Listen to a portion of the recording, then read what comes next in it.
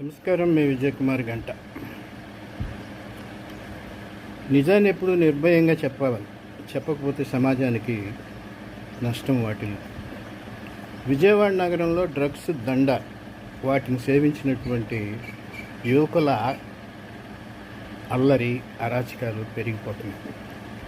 అలాగని విజయవాడ నగరంలో పోలీస్ వ్యవస్థ ఏమైనా విఫలమైందా అని అంటే, అత్యున్నతమైనటువంటి సాంకేతిక వ్యవస్థ ద్వారా ఈగిల్ ఎక్కడికక్కడ మాదక ద్రవ్యాలను స్వాధీనం చేసుకోవటం, మత్తుకు అలవాటైన వాళ్ళకి కౌన్సిలింగ్ ఇవ్వటం, మత్తు అమ్మే చోట దాడులు చేయటం లాంటి చర్యలు చేస్తూనే ఉంది.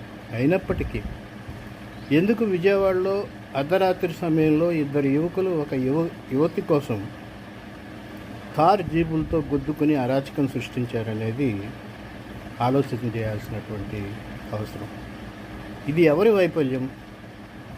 క్షేత్రస్థాయిలో పోలీసు యంత్రాంగంపై అధికారులకు పట్టు తప్పుతుంది. అలాగే ఆయా ప్రాంతాల్లో ఏర్పాటు చేసినటువంటి సీసీ కెమెరాల వ్యవస్థ ఉన్నప్పటికీ ఆ దిశలో ఫుటేజ్ని నిరంతరం పరిశీలించాల్సినటువంటి గురుతరమైనటువంటి బాధ్యతను క్షేత్రస్థాయి పోలీసు అధికారులు గుర్తించటం. అందువల్ల విజయవాడ నగరంలో జీబులు గుర్తుకున్నటువంటి లాంటి సంఘటనలే కాకుండా చాలా సంఘటనలు జరుగుతున్నాయి. 8 గంటలు దాటితే విజయవాడలో ఆ చిట్టినగర్ ప్రాంతంలో కానీ, సత్యనారాయణపురం శివారుల్లో కానీ, ముత్యాలంపాడు శివారుల్లో కానీ, కృష్ణలంక ప్రాంతంలో కానీ, ప్రధానంగా సింగినగర్ ప్రాంతంలో కానీ, సుందరనగర్ ప్రాంతంలో కానీ, మరీ ముఖ్యంగా బస్టాండు, రైల్వే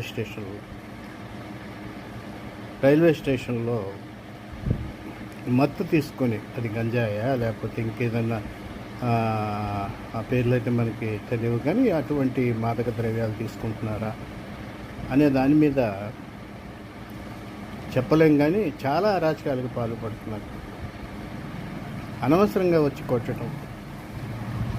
విజయవాడ ఫ్లైఓవర్ దిగితే 10 తర్వాత లేదా 9 గంటల తర్వాత ఈ కార్లని లేదా బళ్ళ మీద వెళ్ళేటువంటి యువజంటల్ని ఒక్కొక్క కారు మీద ముగ్గురు, ఒక్కొక్క మోటార్ సైకిల్ మీద ముగ్గురు యువకులు గంజాయి తాగిన మత్తుల్లో, 3-4 యువకులు ఉంటూ గంజాయి తాగిన మత్తులో వెంటాడుతూ ఆపి అడ్డంగా నిలబెట్టి ఆహాహా మేమే గెలిచామంటాం, ఏదేదో మాట్లాడటం లాంటి పిచ్చి పిచ్చి చర్యలు పాల్పడటం నేను స్వయంగా చూశాను. కొందరైతే ఆ మత్తులోనే వెళ్ళిపోయి కింద పడి ఒళ్ళంతా దెబ్బలు కొట్టుకుని వెళ్ళిపోతారు. చేత పోలీసు యంత్రాంగం